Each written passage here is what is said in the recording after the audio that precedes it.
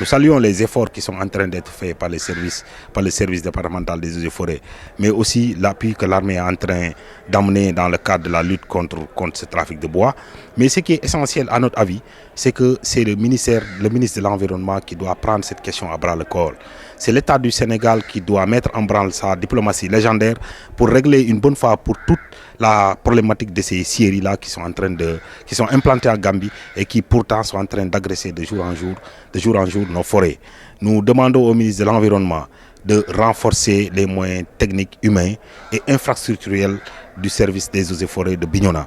Le bâtiment du service des eaux et forêts de Bignona date de plus de 40 ans aujourd'hui et c'est un bâtiment qui véritablement n'est pas un bâtiment adéquat si on connaît les enjeux forestiers du département de Bignona, mais aussi pour permettre même de donner de l'élan aux agents du service des eaux et forêts.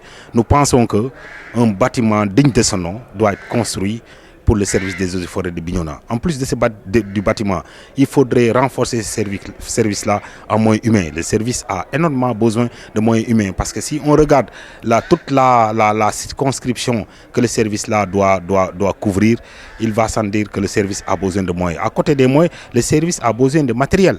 Il faut des véhicules qui puissent leur permettre de pouvoir se déployer très rapidement en tenant compte du terrain, mais aussi, je pense qu'aujourd'hui, l'évolution a fait que le